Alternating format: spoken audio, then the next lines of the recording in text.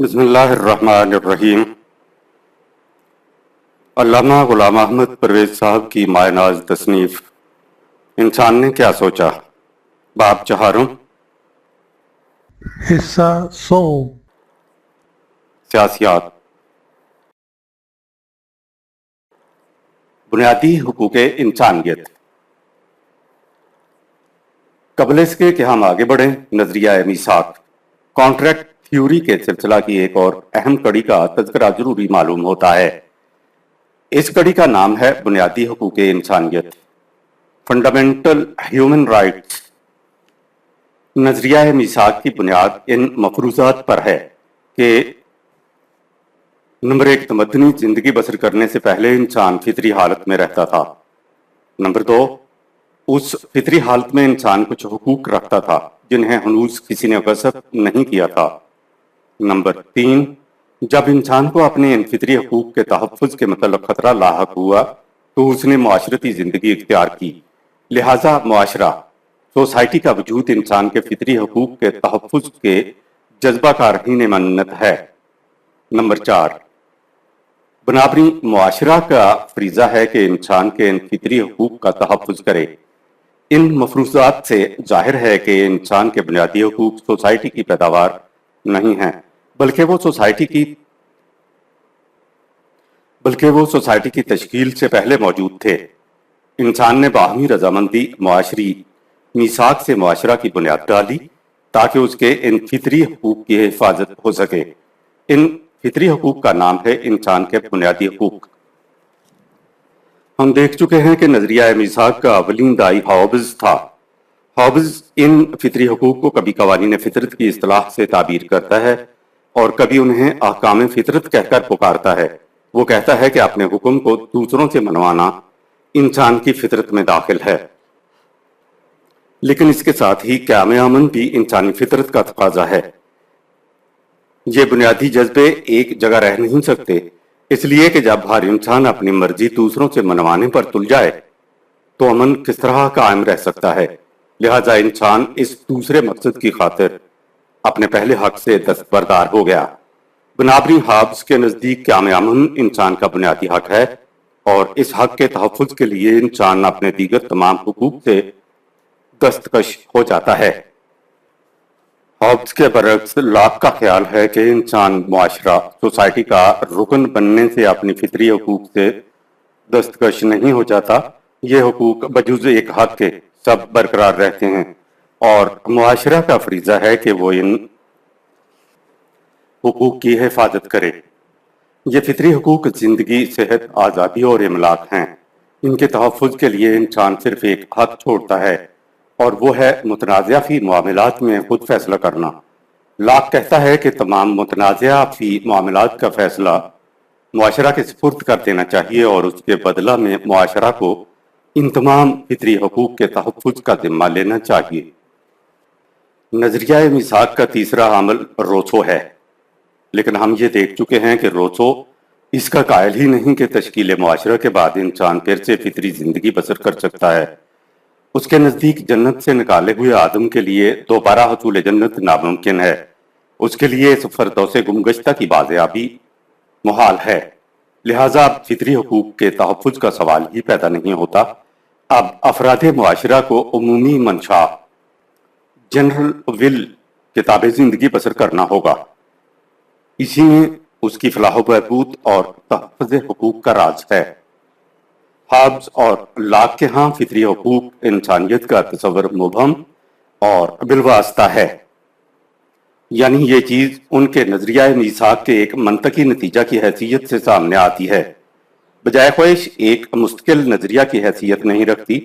اسے جداگانہ نظریہ کی حیثیت سے اوم پائن سن 1737 تا 1809 عیسوی نے پیش کیا، جس کی کتاب دا رائٹ آف مین آج بھی دلچسپی سے پڑھی جاتی ہے۔ یہ عجیب بات ہے کہ پین نظریہ میثاق کا مخالف ہے، لیکن نظریہ حقوق فطرت کا سب سے بڑا حامی اس نے اپنی کتاب میں اس موضوع پر دلچسپ بحث کرنے کے بعد آزادی املاک، حفاظت اور استبداد کی روک تھام کو بنیادی حقوق قرار دیا ہے۔ آزادی سے اس کا مفہوم یہ ہے کہ ہر شخص کو اختیار ہونا چاہیے کہ جو کچھ اس کا جی چاہے کرے، بشرطے کہ اس سے کسی دوسرے کو نقصان نہ پہنچے۔ یہی تھے وہ حقوق جنہیں انقلاب فرانس کے بعد فرانس کی نیشنل اسمبلی نے اپنے چارٹر میں درج کیا تھا۔ امریکہ کا منشور آزادی سن 1776 پین ہی کے فطری حقوق کے نظریہ پر متفرع تھا۔ اس میں زندگی اور آزادی کے ساتھ حصول مسرت کو بھی بنیادی حق تسلیم کیا جاتا ہے۔ علمبرداران انقلاب فرانس پر بھی پین کے تصورات کا خاصا اثر تھا۔ ہم اخلاقیات کے عنوان میں دیکھ چکے ہیں کہ نظریہ افادیت یوٹیلیٹیرینزم کی مستقل یا مطلق قدر کو تسلیم نہیں کرتا۔ اس لیے اس نظریہ کے حامل بینتھم، اسپینسر وغیرہ بنیادی حقوق انسانیت کے تصور کے مخالف تھے، لیکن چونکہ بنیادی حقوق میں حصول مسرت کو بھی بطور حق اساسی شامل کیا گیا تھا اور یہی نظریہ افادیت کا محور تھا، اس لیے اس حق کی انہوں نے بھی تائید کی۔ بینتھم نے اس حق کی خاص طور پر تائید کی۔ اسپینسر نے حصول مسرت کی بجائے اس کا نام انسانی نشو و نما رکھا اور یہ کہا کہ یہ مملکت کا فریضہ ہے کہ افراد مملکت کے اس حق کی نگہبانی کرے۔ بنیادی حقوق کے ضمن میں 19ویں صدی کے مفکرین میں ٹی ایچ گرین سن 1836 تا 1882 کا نام خاص طور پر قابل ذکر ہے۔ گرین کہتا ہے کہ یہ نظریہ غلط ہے کہ انسان معاشرتی زندگی سے پہلے فطرت کے مطابق زندگی بسر کرتا تھا اور اسی زندگی کے تقاضے اس کے فطری حقوق ہیں جن کا تحفظ معاشرہ کا فریضہ ہے۔ اس کا نظریہ یہ ہے کہ معاشرہ کا فریضہ یہ ہے کہ وہ انسان کو وہ کچھ بنا دے جو کچھ وہ اپنے مضمر ممکنات کی روح سے بن سکتا ہے، یعنی جو کچھ انسان کے اندر ہے اسے پورے طور پر ڈیولپ کر دے۔ یہی انسان کا فطری حق ہے۔ جوڑ کے الفاظ میں گرین کا تصور تھا کہ معاشرہ ایسے حالات پیدا کر دے جس میں انسان مستقل اقدار کو مشہور بنا سکے، لیکن گرین کا نظریہ ایک فکری بحث سے آگے نہ بڑھ سکا، اس لیے کہ جس سیاست کی بنیاد اخلاقیات پر نہ ہو اس سے یہ تقاضا کرنا عبث ہے کہ وہ ایسا ماحول پیدا کر دے جو اخلاقی اقدار کو ممکن الحصول بنا دے۔ بنیادی حقوق کا سوال سیاسیات ہی کی ایک شق بن کر آگے بڑھا اور آج بھی اس کے متعلق اسی نہج سے گفتگو کی جاتی ہے۔ سن 1918 میں روس کی کانگریس نے مزدوروں اور کسانوں کے سلسلہ میں بنیادی حقوق کا ایک منشور مرتب کیا تھا، جس میں لکھا تھا کہ اس منشور سے مقصود یہ ہے کہ ایک انسان کسی دوسرے انسان کو لوٹ نہ سکے، معاشرہ کی طبقاتی تقسیم کو ہمیشہ کے لیے ختم کر دیا جائے اور تمام ممالک عالم میں معاشرہ کی تنظیم اشتراکی خطوط پر کر دی جائے۔ اس منشور کی روح سے انسان کا بنیادی حق یہی تسلیم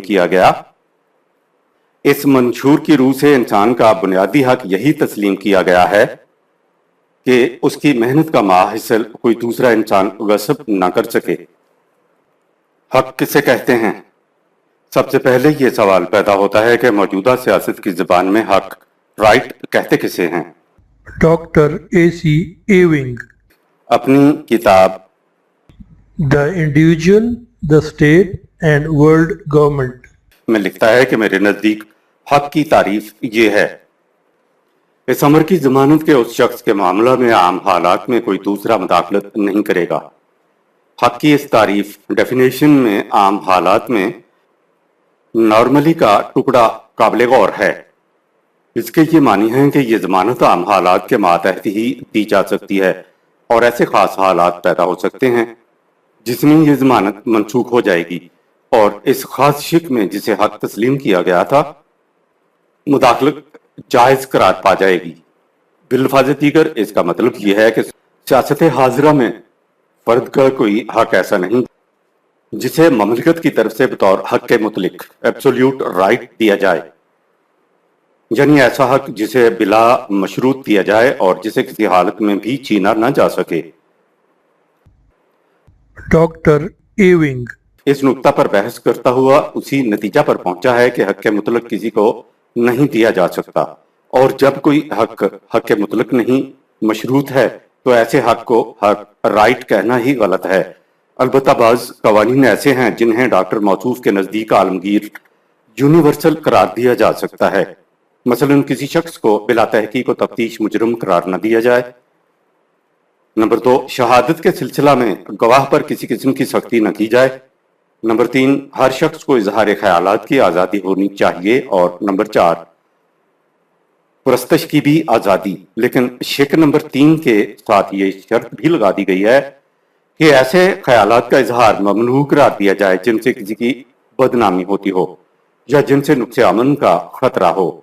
इसी तरह शिक 4 के मुतल्लिक लिखा है कि आज़ादी परस्तश पर भी वही हदूद आयद करनी चाहिए जो आज़ादी तकरीर पर आयद की जाएं। इस अहम किताब का करीबन 1/3 हिस्सा बुनियादी हकूक की बहस पर मुश्तमिल है, लेकिन हर एक हक के साथ कोई ना कोई शर्त जरूर आयद की गई है। यूएन का मंशूर तय्युन हुकूक इंसानियत की इन इनफरादी कोशिशों के बाद अब उन इज्तिमाई कोशिशों की तरफ आ जाइए जिसे असर हाजिर की सबसे बड़ी कामरानी अचीवमेंट कहा जाता है। कुछ अरसा हुआ मजलिस अक़वाम मुत्तहिदा यूनाइटेड नेशन ने ह्यूमन राइट कमीशन के नाम से एक तहकीकाती बोर्ड कायम किया था ताकि वो कामल गौर खौज के बाद सिफारिशात करे कि इंसानियत के बुनियादी हकूक क्या हैं। इस बोर्ड ने सारी दुनिया के अरबाब फिक्र व नज़र से मशवरा के बाद अपनी सिफारिशात मुरतब की। इन सिफारिशात को तमाम अक़वाम आलम की नुमाइंदा जमात यूएन ने बड़े गौर फिक्र से जांचा, परखा और उसके बाद सन 1948 ईस्वी में वो चार्टर शाया किया जिसे मंशूर हुकूक इंसानियत डिक्लेरेशन ऑफ ह्यूमन राइट के नाम से पुकारा जाता है। जिस मंशूर को इस कदर जिद्दोजहद तहकीक व तफ्तीश गौर तदब्बर और बहस व तमहीज़ के बाद मुरतब किया गया है और जिसे अक़वाम आलम के नुमाइंदों ने सरकारी तौर पर मंजूर किया है, उसके मुतल्लिक बजा तौर पर कहा जा सकता है कि वो इस सतह का सही मजहर है जिस तक हुकूक इंसानियत के मसाला के मुतल्लिक इंसानी जहन इस वक्त तक पहुंच चुका है। जिस जमाना में ये मंशूर हनूज ज़ेर तहकीक था, अंजुमन अक़वाम मुत्तहिदा की educational, scientific and cultural organization UNESCO ने इस मौजू पर एक सवालनामा मुरतब किया और उसे दुनिया भर के मशहूर अरबाब फिक्र नज़र के पास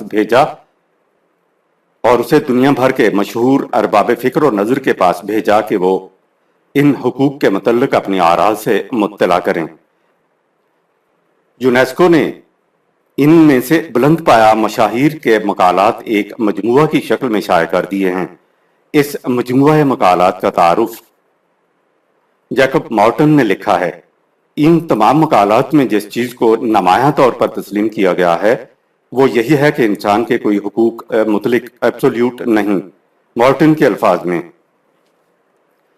यह हकीकत बदीही है कि तमाम हुकूक इंसानी हुकूक हैं, खुदाई हुकूक नहीं, और बाकी तमाम इंसानी हुकूक की तरह ऐसे कि इन पर हुदूद आयद की जाएं और उन्हें काबिल तरमीम तब्दील करार दिया जाए। हत्ता कि जिन हुकूक को बिला मशरूत कहा जाता है इनमें भी मलकियत हुकूक और उनके इस्तेमाल में बुनियादी फर्क है। मलकियत बजा है लेकिन उनका इस्तेमाल इन हुदूद और पाबंदियों के मुताबिक होगा जो अजरूए अदल उन पर आयद की जाएंगी। हिस्पानिया का मुतनाज़ा मुदब्बर और मुसन्नफ डॉन सल्वाडोर डी मदारियागा अपने मकाला के शुरू में लिखता है कि यह बात वाज़ेह है कि किसी हक को हक मुतलक नहीं कहा जा सकता। इंसान मरकब है फर्द और मुआशरा से। जिस तरह किसी मुआशरा का बिला अफराद तस्वर ही नहीं किया जा सकता, उसी तरह किसी फर्द का बिला मुआशरा तस्वर नहीं किया जा सकता। लिहाजा जिन चीजों को अफराद के हुकूक कहा जाता है वो दरअसल उन तल्लुकात का नाम है जो एक फर्द को मुआशरा में होते हैं। मॉडर्न क्वार्टरली लंदन का एडिटर जॉन लुइस अपने मकाला की इब्तदा इन अल्फाज से करता है। इस हकीकत को अब हर जगह तस्लीम किया जाता है कि हुकूक इंसानी के मुताल्लिक ये तस्वर कि ये हुकूक मुतलिक और फितरत इंसानी के अंदर मुजमिर होते हैं और उनकी इब्तदा इस जमाना से होती है जब इंसान ने हनूज मुआशरा की तरह भी नहीं डाली थी, एक अफसाना से ज्यादा हैसियत नहीं रखता। इसी से हुकूक इंसानियत के मुताल्लिक एक सख्त गलत फहमी पैदा हो जाती है। शिकागो यूनिवर्सिटी का प्रोफेसर जेरार्ड लिखता है कि इंसानी हुकूक तो सिर्फ इस कोशिश का नाम है कि इंसान और उसके मुआशरा के बाहमी ताल्लुकात को मुतय्यन कर दिया जाए। یہ حقوق نہ تو مطلق ہوتے ہیں نہ ایسے کہ انہیں ہمیشہ کے لیے ناقابل تغیر و تبدل قرار دے دیا جائے۔ اس کے بعد دیکھیے کہ یو این کے منشور میں کن حقوق کو بنیادی حقوق کی حیثیت سے تسلیم کیا گیا ہے۔ یہ حقوق مختصر الفاظ میں حسب ذیل ہیں۔ فہرست حقوق۔ نمبر 1، تمام انسان آزاد پیدا ہوتے ہیں اور احترام و حقوق کے معاملہ میں یکساں ہیں۔ نمبر 2، یہ حقوق رنگ، نسل، جنس، زبان، مذہب، سیاسی یا دیگر خیالات، قومی یا معاشرتی، وطن، جائیداد، پیدائش یا کسی منصب کی تمیز و تفریق کے بغیر سب کے لیے یکساں طور پر تسلیم کیے جاتے ہیں۔ نمبر 3، زندگی، آزادی اور حفاظت نفس کا حق۔ نمبر 4، غلامی کی ممانعت۔ نمبر 5، بے رحمی کے سلوک سے حفاظت۔ نمبر 6، قانون کی نگاہوں میں یکساں احترام آدمیت۔ نمبر 7، عدالت میں ہر ایک سے یکساں سلوک۔ نمبر 8، بنیادی حقوق کے تحفظ کے لیے قومی اداروں سے امداد کا استحقاق۔ نمبر 9، کسی شخص کو بلا قصور گرفتار نہیں کیا جائے گا، نہ ہی نظر بند یا جلاوطن کیا جائے گا۔ نمبر 10، تمام الزامات کے سلسلے میں مقدمات کی پبلک سماعت کا حق۔ نمبر 11، جب تک جرم ثابت نہ ہو جائے ملزم کو بے قصور تصور کیا جائے۔ نمبر 12، مسائل زندگی اور نجی خط و کتابت میں عدم مداخلت۔ نمبر 13، نقل و حرکت کی آزادی۔ نمبر 14، ایک ملک چھوڑ کر کسی دوسرے ملک میں جا بسنے کی آزادی۔ نمبر 15، حق قومیت۔ نمبر 16، شادی کے حقوق۔ نمبر 17، حقوق جائیداد۔ نمبر 18، خیالات، ضمیر اور مذہب کی آزادی۔ نمبر 19، اظہار خیالات کی آزادی۔ نمبر 20، اجتماع کی آزادی۔ نمبر 21، اپنے ملک کی گورنمنٹ میں شرکت کا حق۔ نمبر 22، اپنی تعمیر ذات کے لیے وسائل و ذرائع کی آزادی۔ نمبر 23، اپنی حسب منشا کام کاج کی آزادی۔ نمبر 24، آرام اور فرصت کی آزادی۔ نمبر 25، معیار زندگی کا حق۔ نمبر 26، حق تعلیم۔ نمبر 27، جماعتی ثقافتی زندگی میں حق شرکت۔ نمبر 28، معاشرتی اور بین الاقوامی ادارے کا حق جس میں ان حقوق کے حصول کی آزادی ہو۔ یہ ہیں حقوق۔ اس کے بعد ایک شق میں لکھا ہے کہ ان حقوق کے مقابلہ میں ہر فرد کے فرائض بھی ہیں، لیکن ان فرائض کی کوئی فہرست نہیں دی گئی، اور اس کے بعد تحریر ہے کہ ان حقوق اور اختیارات کو ان حدود کے تابع استعمال کیا جا سکتا ہے جو ادروئے قانون عائد کیے جائیں۔ اقوام متحدہ کا یہ منشور اقوام عالم کے نمائندگان نے منظور کیا ہے، لیکن شکاگو یونیورسٹی کا پروفیسر کوئنسی رائٹ اپنے مقالہ میں لکھتا ہے کہ تجربہ نے بتایا ہے کہ اس بات میں کسی قوم پر بھی بھروسہ نہیں کیا جا سکتا کہ وہ ہر حالت میں حقوق انسانیت کا احترام کرے گی۔ گزشتہ دنوں اقلیتوں پر جس قدر مظالم کیے گئے ہیں، اس سے انسانی ضمیر کانپ اٹھتا ہے۔ اگر مجلس اقوام متحدہ فی الواقع چاہتی ہے کہ ان حقوق کا احترام ہو تو اسے چاہیے کہ یہ تمام اختیارات اپنے ہاتھ میں لے لے اور اقوام عالم کے اقتدار اعلیٰ ساورنٹی کے تصور میں اس کے مطابق تبدیلیاں پیدا کر دے۔ جس خدشہ کی طرف پروفیسر رائٹ نے اشارہ کیا ہے وہ ایک حقیقت ہے۔ حقوق کی فہرست مرتب کر دینے سے حقوق کی نگہداشت نہیں ہو جایا کرتی۔ جب تک نظام سیاست میں حاکم اور محکوم کا تصور موجود ہے، اس وقت تک انسانی حقوق کے تحفظ کا مسئلہ لا ینحل رہے گا۔ تفصیل اس کی دوسری جلد میں ملے گی۔ تحفظ حقوق کے لیے حکومت کے تصور کا مٹانا ضروری ہے، اور یہ ہو نہیں سکتا جب تک پوری کی پوری قوم کے سامنے ایک بلند مقصد نہ ہو۔ وحدت مقصد ہی افراد کو ایک سطح پر کھڑا کر سکتی ہے۔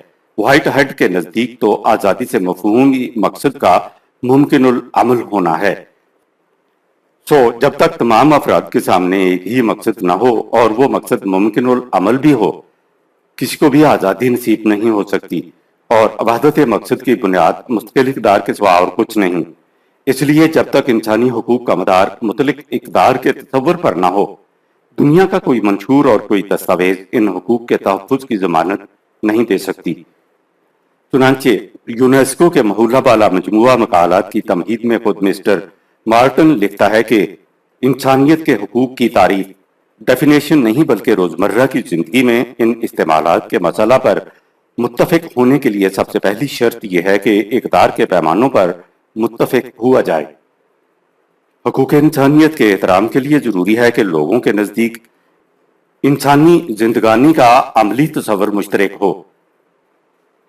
इसी को फ़लसफ़ा ज़िंदगी यानी एहतराम हकूक़ इंसानियत के लिए ज़रूरी है कि तमाम दुनिया में फ़लसफ़ा ज़िंदगी मुश्तरक हो। जब तक ऐसा नहीं होगा तहफ़्फ़ुज़ हकूक़ इंसानियत की कोई कोशिश कामयाब नहीं हो सकेगी। हासिल मबहस गुज़श्ता सफ़हात में जो कुछ बयान किया गया है उससे यह हकीकत आपके सामने आ गई होगी कि इस वक्त तक इंसानी कोशिशें दुनिया में एक सही सियासी निज़ाम कायम करने में कतन कामयाब नहीं हो सकी। दुनिया में किस किस्म की ममलकत सही सियासी निज़ाम की मज़हर हो सकती है, मुख्तलिफ मुफक्किरीन के जहनों ने इसके नकूश मरतब किए हैं और उन्होंने आलम तसव्वुर में इस हकीकत अर्जी को अपने सामने मुतशक्किल भी देखा है। लेकिन इस किस्म की मसाली ममलकत का अमली क़याम किस तरह हो सकता है, इनमें से कोई नहीं बता सका। क्या होना चाहिए, इसके मुतल्लिक तो जहन इंसानी में अब धुंधले से नकूश उभरने शुरू हो गए हैं, लेकिन ये किस तरह हो सकता है, इस किस्म की इमारत के लिए किन बुनियादों की ज़रूरत है, इसके मुतल्लिक फ़िक्र इंसानी कुछ नहीं कह सका, ना ही ये इंसानी फ़िक्र के बस की बात है। मसाली ममलकत की खसूसियात क्या होनी चाहिए, इसके मुतल्लिक मिस्टर मैकीवर अपनी किताब द मॉडर्न स्टेट में लिखता है, मिसाली हुकूमत इस किस्म की ममलकत हुक्म इसलिए देती है कि ये अफराद की खादम होती है, ये तख्लीक हुकूक करती है, इसलिए नहीं कि यह किसी बड़ी मसनद पर बैठी खैरात बांट रही है, बल्कि इसलिए कि यह माशरा में तख्लीक हुकूक का एक वास्ता है। खादम कभी अपने आका से बड़ा नहीं हो सकता। जिस तरह दीगर हुकूक अजाफी और महदूद होते हैं, उसी तरह ममलकत के हुकूक भी उसकी खिदमत के एतबार से अजाफी होनी चाहिए। बरगुसान लिखता है कि ममलकत का इक़्तिदार आला इंसानों पर नहीं बल्कि अशिया पर होना चाहिए, ताकि किसी इंसान का दूसरे इंसान पर कोई इक़्तिदार ना हो। The two sources of morality and religion, page 300। Professor J.D. मोबट अपनी किताब the state and the citizen में लिखता है कि अच्छी हुकूमत उसे कहना चाहिए जिसमें तमाम अफराद की हिफाजत हो, किसी को किसी से डरने की कोई वजह न हो, बाहमी मामलात में खुशगवारी हो और अफराद के तनाज़ात के फैसले आदल की रूह से किए जा सकें। ऑल्डोस हैक्सले कहता है कि इंसान उसी सूरत में आज़ादी की जिंदगी बसर कर सकता है जब किसी इंसान के हाथ में कुव्वत और इख्तियार न हो। तारीख में कोई जमाना भी ऐसा नहीं गुजरा जो ये बताए कि जिन लोगों के हाथों में कुव्वत और इख्तियार आया हो उनमें सरकशी ना पैदा हो गई हो, और ऐसा बावर करने के लिए कोई वजह मौजूद नहीं है कि जो कुछ पीछे से होता चला आ रहा है वो आज नहीं होगा या आइंदा भी ऐसा ही होता रहेगा। Science, liberty and peace, page 41 Robert Briffault की किताब तश्कील इंसानियत, द मेकिंग ऑफ ह्यूमैनिटी हमारे दौर की बुलंदतरीन किताबों में से है। ब्रीफो इसमें लिखता है कि यह बीमारी लाजमी और ला इलाज है। इरादे कितने ही नेक क्यों ना हो, जब इक़्तिदार हाथ में आ जाए तो उसके मुहलक असरात से कोई भी नहीं बच सकता। नशा इक़्तिदार वो बला है जिससे इंसानी कल्ब की हर हरकत उल्टी हो जाती है, हर शय टेढ़ी नजर आती है, हर नुक्ता निगाह बातल हो जाता है, हर फैसला में जाती रुझानात की रंग आमेजी हो जाती है, हर मामला में ताज्जुब दखील हो जाता है, तमाम जहनी सिक्के फरेब की टकसाल में ढलने शुरू हो जाते हैं, पुरफरेब इक़्तिदार दिलो दिमाग पर मस्तूली हो जाता है। आगे चल कर ब्रीफो लिखता है, साहिब इक़्तिदार कभी इखलाकन दुरुस्त नहीं रह सकता। नशा कुव्वत और निगाह की खराबी दोनों लाजमो मलजूम हैं। एक इंसान का दूसरे इंसान पर इक़्तिदार व इख्तियार ख्वाह किसी रंग में हो, इस्तबदाद है। ताकतवर हमेशा कमजोर के हकूक को गज़ब करता है, कुव्वत अदल व इंसाफ को पामाल कर देती है, इसलिए जालिम व जाबर होती है। ये इंकिशाफ आज का नहीं बहुत कदीमी है कि इक़्तिदार मुतलिक बुनियादी तौर पर बातिल है, ख्वाह ये किसी के हाथ में भी क्यों ना हो। लॉर्ड एक्टन ने ठीक कहा था कि कुव्वत इंसान को खराब कर देती है और मुतलक कुव्वत उसे बिल्कुलिया खराब कर देती है। नशा इक़्तिदार से इंसान में माकूलियत के साथ सोचने की सलाहियत ही बाकी नहीं रहती। कुव्वत किसी रंग में हो, उसके यही नताइज होंगे, वो चाहो मनसब की हो या पंजाय फौलादी की, दौलत की हो या महज ज़हनी बरतरी की, दफातरी जिंदगी में किसी फर्द की हो या हाकिम की, किसी पादरी की हो या प्रौहत की, कुव्वत बहरहाल कुव्वत है और फसाद की जड़। इसका लाजमी नतीजा जुल्म और बेदादगरी होता है। इसलिए नहीं कि हर शख्स फितरतन बदवाक़ हुआ है, बल्कि इसलिए कि इसका नशा ही ऐसा है। और इन सब में सबसे ज्यादा बदतरीन कुव्वत वो है जो अक्सरियत महज अपनी तादाद के जोर पर अक़लियत के खिलाफ इस्तेमाल करती है। लिहाजा इखलाकियात नाम है कुव्वत के खिलाफ खुदाई एहतजाज बुलंद करने का। डेमोक्रेसी से मफहूम यह है कि हर इंसान के पास इतनी कुव्वत हो कि वो इख्तियारात की और गलत रवि को फौरन रोक दे। यानी बर्फों के नजदीक मसाली ममलकत वो हो सकती है जिसमें कुव्वत और इख्तियार किसी इंसान के हाथ में न हो। इसी बिना पर लॉर्ड सनेल लिखता है कि इंसानी हुकूमतें कभी कामयाब ही नहीं हो सकती। उसके अल्फाज में हुकूमतें इंसानों पर मुश्तमिल होंगी और हर इंसान में वो कमजोरियां पाई जाएंगी जो नौए इंसानी का खासा हैं। इसका नतीजा यह है कि जो लोग कवानीन वज़ा करते हैं और मुल्क की पॉलिसी की तश्कील करते हैं वो दूसरे लोगों से किसी तरह भी ज्यादा शरीफ या ज्यादा होशमंद नहीं हो सकते। The new world page 17। Walter Lipman इसी हकीकत को इन अल्फाज में बयान करता है। इंसान इस दुनिया का नज़्म नस्क अपने हाथ में लेते हैं जो पहले ही से मौजूद है, इसलिए उनके कंट्रोल के मुताल्लिक ज्यादा से ज्यादा कहा जा सकता है कि वो एक ऐसे नज़म में दखल अंदाजी है जो उनके इख्तियारात और फहम से बुलंद है। The good society. यहाँ ये सवाल पैदा होता है कि जब अशखास नहीं बल्कि कवानीन। नंबर 1, इंसान इस काबिल ही नहीं कि वो उम्दा हुकूमत कायम कर सके। नंबर 2, किसी इंसान को दूसरे इंसान पर कोई इख्तियार इख्तियार नहीं होना चाहिए। नंबर 3, सही नज़्म नस्क हिताए इंसानी से बाहर है, तो फिर निज़ाम ममलकत कायम किस तरह किया जाए? इस सवाल के जवाब में ये मुफक्किरीन कहते हैं कि हुकूमत अशखास की नहीं बल्कि कानून की होनी चाहिए। एमरी रीव्स के अल्फाज में, हमारी निजात का राज लीडरों की दानिश इतवारी में मुज़मिर नहीं बल्कि कवानीन की सेहतमंदी में मुज़मिर है। The anatomy of peace page 20। लेकिन फिर सवाल ये पैदा होता है कि ये सही कवानीन लिए कहां से जाएं? इसके जवाब में कहा जाता है कि उनकी बुनियाद ज़ाब्ता-ए इखलाक पर होनी चाहिए। रीव्स कहता है कि हमें बुनियादी असूलों का ऐलान कर देना चाहिए और फिर उन असूलों पर कानून साजी की बुनियाद रखनी चाहिए। लॉर्ड स्नेल कहता है कि हमारा मकसद अव्वलीन ये होना चाहिए कि हम देखें कि इसके बाद हमारे कौमी और बैनुल-अक़वामी मामलात में इखलाकी शऊर मुस्तकिल और गालिब उनसर रहे। यही एक सूरत है जिससे मुस्तकिल तौर पर अमन कायम रह सकता है और यही शक्ल है जिससे दुनिया जमाने के धचकों और चलचलों का मुकाबला कर सकेगी। जोड अपनी किताब guide to the philosophy of moral and politics के खात्मा पर लिखता है, मैं पहले कह चुका हूं कि अच्छी जिंदगी से मफहूम यह है कि इंसान मुस्तकिल इक़्तिदार को हासिल कर सके। बराबरी मैं कह सकता हूं कि ममलकत का फरीजा यह है कि वो ऐसे हालात पैदा करे जिनमें एक इंसान के लिए मुस्तकिल इक़्तिदार का हुसूल मुमकिन हो जाए। सोसाइटी की तरक्की का यही एक पैमाना है। ये रास्ता हमें सियासियत से फिर इखलाकियत के मैदान की तरफ ले गया।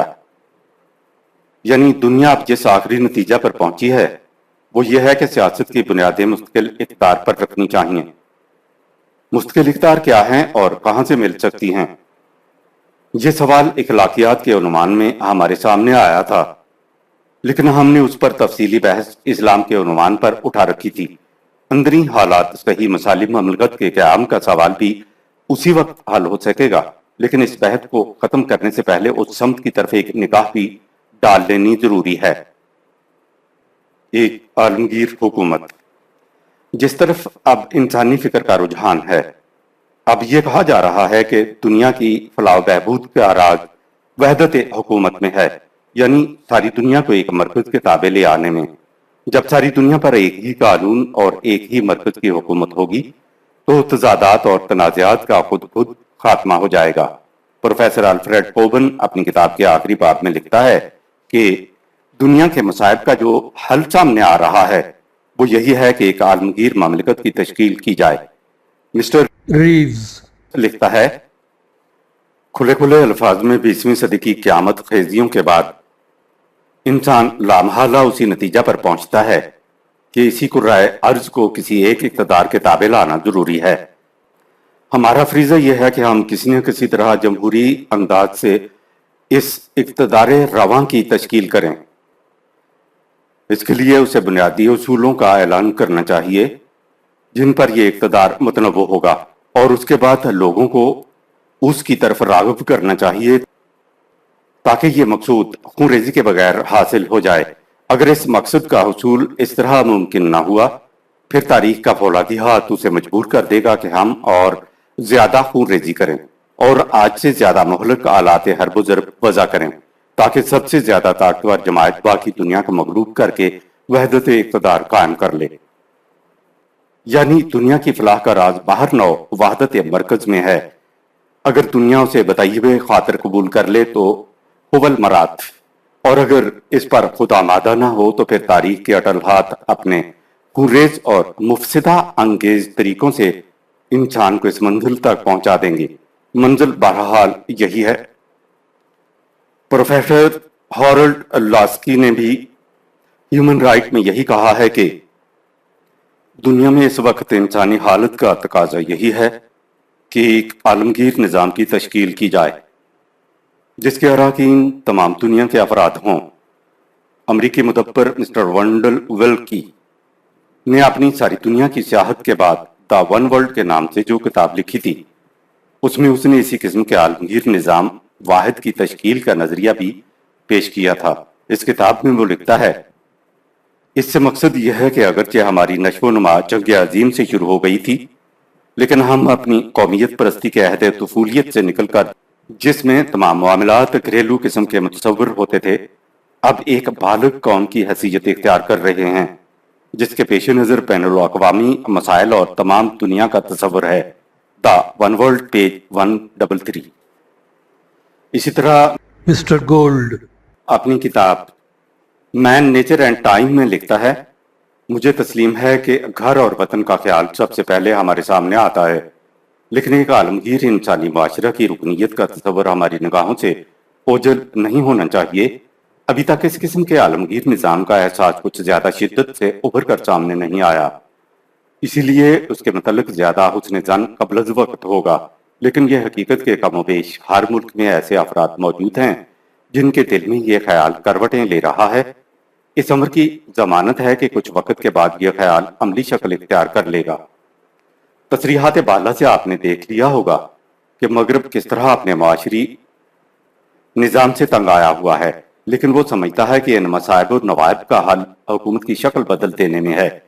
कोई मलूकियत से जमहूरियत की तरफ आता है, कोई जमहूरियत से आमरीत की तरफ जाता है, कोई कौमियत से बैनुल अक़वामियत की समत इशारा करता है, कोई बैनुल अक़वामियत से आलमगीर निज़ाम और वहदत मरकज की अंदाज की हुकूमत का तस्वर लिए बैठा है। लेकिन इनमें बहुत थोड़े ही हैं जो ये सोचते हैं कि मौजूदा निज़ाम की खराबी उसकी हेयत उसलूब में नहीं बल्कि असल बुनियाद में है। इसलिए हुकूमत की एक शक्ल को दूसरी शक्ल में तब्दील कर देने से इन मुश्किलात का हल नहीं हो सकेगा। संख्या है, ख्वाह उसे डली की शक्ल में निकल लिया जाए या पाउडर बनाकर फांक लिया जाए। जब तक बुनियाद दुरुस्त नहीं होगी ऊपर की इमारत कभी दुरुस्त नहीं हो सकती। इसी नुक्ता के मुताल्लिक मिस्टर स्पाल्डिंग अपनी किताब civilization in east and west में लिखता है, इन सबको खुदा के मुतय्यन करता मुस्तकिल इख्तियार के मुताबिक चलना होगा। तफसील इन उमूर की दूसरी किताब में मिलेगी। तहजीब मगरब के लिए और उसके साथ दूसरी और तमाम तहजीब के लिए जो उसकी नकल करती हैं, खतरा का मौजब हुकूमत की कोई खास शक्ल नहीं। असल खतरा की बात यह है कि इनकी हर हुकूमत खालिस मादी बुनियादों पर कायम है। जब तक ये बुनियाद नहीं बदलती शक्लों के बदल देने से कुछ हासिल नहीं होगा। موجودہ یورپ دنیا کی مادی انجیل کا سبق دیتا ہے، جس سے زندگی سے متعلق وہ تصور پیدا ہو جاتا ہے جس کا نتیجہ انسانی امن کے بجائے درندوں کی جنگ ہے۔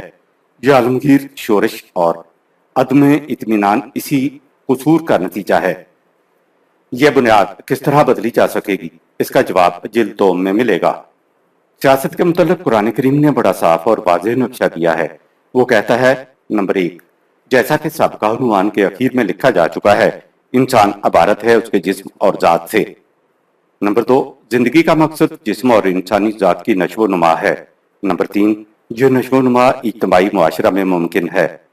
نمبر 4، وہ معاشرہ جو افراد کے جسم اور ذات کی نشو و نما کی ذمہ داری لیتا ہے مملکت کہلاتا ہے۔ نمبر 5، مملکت کا فریضہ یہ ہے کہ وہ ان مستقل اقدار کو اپنے زمانے کے احوال و ظروف کے مطابق عمل میں لائے جو انسانوں کو وحی کے ذریعے عطا ہوئی ہیں اور جو قرآن میں محفوظ ہیں۔ یہ اقدار ہمیشہ غیر متبدل رہیں گی، لیکن ان کی چار دیواری کے اندر رہتے ہوئے جو جزئی قوانین مرتب ہوں گے ان میں زمانے کے تقاضوں کے مطابق تغیر و تبدل ہوتا رہے گا۔ نمبر 6، امور مملکت افراد کے باہمی مشورہ سے طے پائیں گے، اس کی عملی شکل یہ افراد تجویز کریں گے۔ نمبر 7، مملکت کے قوانین ہر شخص پر یکساں نافذ ہوں گے اور کوئی ہستی ان سے بالا یا مستثنیٰ نہیں ہوگی۔ نمبر 8، قرآن کی روح سے کسی انسان کو اس کا حق حاصل نہیں کہ وہ دوسرے انسانوں سے اپنا حکم منوائے۔